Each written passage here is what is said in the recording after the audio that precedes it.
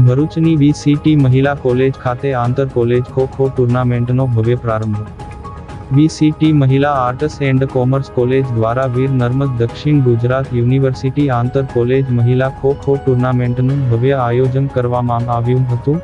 કાર્યક્રમના પ્રારંભે મુખ્ય અતિથિ ડોક્ટર હસમુખભાઈ પટેલે રિબિન કાપી સ્પર્ધાને ખુલ્લી મૂકી હતી। આ પ્રસંગે વિશિષ્ટ અતિથિ તરીકે જનાબ યુનુસભાઈ માંજરા અને જનાબ સલીમભાઈ અમદાવાદી ઉપસ્થિત રહ્યા હતા।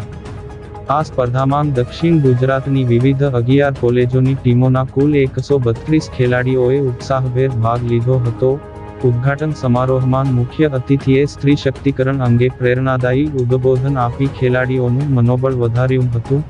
ખેલદિલીની ભાવના સાથે તમામ સ્પર્ધકોએ રમતની પ્રતિજ્ઞા લીધી હતી અને રાષ્ટ્રગીત બાદ વિધિવત રીતે મેચોની શરૂઆત થઈ હતી। પ્રથમ મેચ યજમાન વીસીટી મહિલા કોલેજ અને વિશ્વભારતી ગર્લ્સ કોલેજ મોરથાણા વચ્ચે રમાઈ હતી।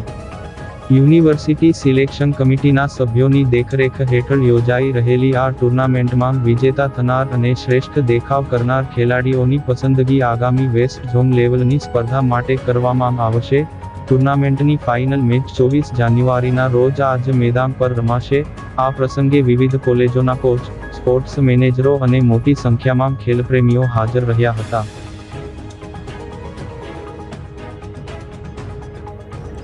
વીર નર્મદ દક્ષિણ ગુજરાત યુનિવર્સિટી સંચાલિત અને વીસીટી ચેરિટેબલ ટ્રસ્ટ સંચાલિત વીસીટી મહિલા કોલેજ આયોજિત વીર નર્મદ દક્ષિણ ગુજરાત યુનિવર્સિટીની આંતર કોલેજ ખોખો બહેનોની સ્પર્ધાના આજે ઉદ્ઘાટન કરવામાં આવ્યું, જેમાં 12 જેટલી ટીમોએ આ સ્પર્ધામાં ભાગ લેવા માટેનું આમંત્રણ મળ્યું અને આની સ્પર્ધા આજે થશે।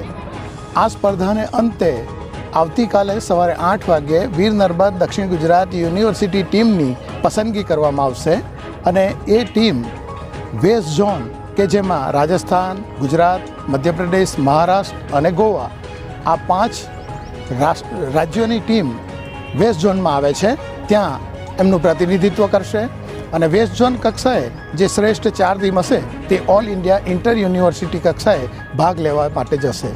તો આ જે સ્પર્ધા છે એના દ્વારા વીર નર્મદ દક્ષિણ ગુજરાત યુનિવર્સિટીની બેસ્ટ ટીમની પસંદગી કરવામાં આવશે। ડૉક્ટર હસમુખભાઈ પટેલ, નિવૃત્ત પ્રાચાર્ય Shri CP degree college of physical education, Rajpipla.